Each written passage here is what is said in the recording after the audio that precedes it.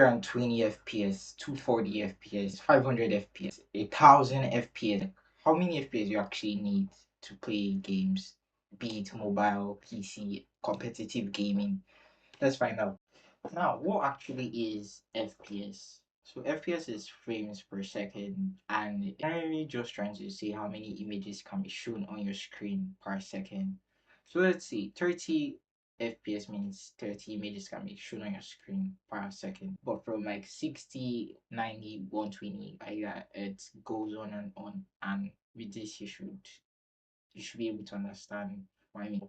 How fast can your eye actually see FPS? Now we don't really see FPS, but we like take motion and we can like feel it. So there wouldn't be a difference when playing on 150 to like 180, but there would be a difference from like 150 to like 240 FPS. Actually improve you. Well, I'm not quite sure, but there will be a good leap if you're increasing from like 60 FPS to 120 FPS, which will be very much noticeable. But let's start with what we all know, handhelds. Like handhelds has been like reigned from Nintendo, which like is basically the biggest handheld ever. So like how many FPS you actually need to enjoy games smoothly on it? Now Nintendo can run most games from about 30 to 60 FPS and maybe 90 and almost up to 120. While other handhelds like the Steam Deck and the Rogue Ally X could run games up to like 120, but most games still play at like 40 and 50. So now let's see, is it going to actually be enjoyable while playing it? And the answer is yes, depending on what game you're actually playing. If it's like single player, then yeah, you should be pretty decent with 40 to 50 FPS. And if it's like something competitive, I feel like 60 should just be enough, depending on what game you're playing. Let's talk about mobile. Like mobile gaming has low-key evolved. We've been playing on our mobile phones for quite a while, and yeah, some phones can't even run up to like 144 FPS, which is insane. Now, do you actually need that? Well, I should say probably 90 to like 120 should be the sweet spot, but you can't even really go wrong with like 60 FPS. I mean, I play some games at like 45. I literally play Delta Force at 45. Yeah, it's kind of that bad if it's like competitive, but I feel like 90 to 120 FPS is a sweet spot. You don't really need more than that. And mobile couldn't really go as high as that. So now let's talk about console. Consoles run most games, like the PS5 Pro could run some games at like 120 FPS and like 1080p res. But those are for some games, but not most games.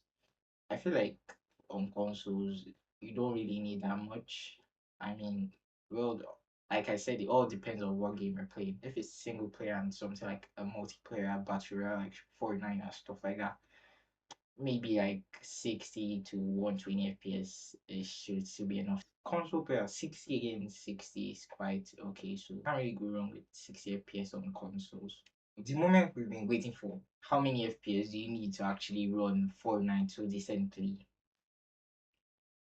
600.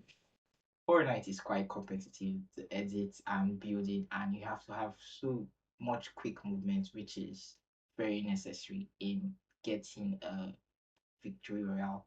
So I should say 120 to like 150 should be pretty much decent. That's if you're a sweat and like you're in a sweat lobby and stuff like that. But if you're just someone that just plays the game for just casual playing, then yeah, you should be pretty much okay with like 60 to 100. We're talking about single player games on PC. Single player games, you can't really go wrong with 60 FPS on single player games. The actions aren't as fast as competitive gaming.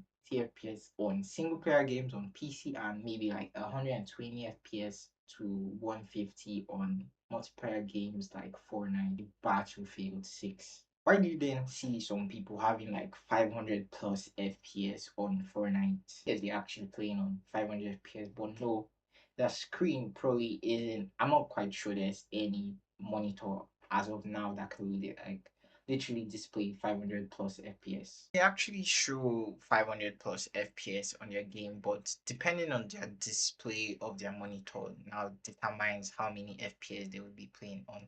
If they have like a refresh rate of like 240, that's literally the max FPS they could get. Versus where you're getting a GPU, your GPU is going to be so powered that you should be able to have this high FPS.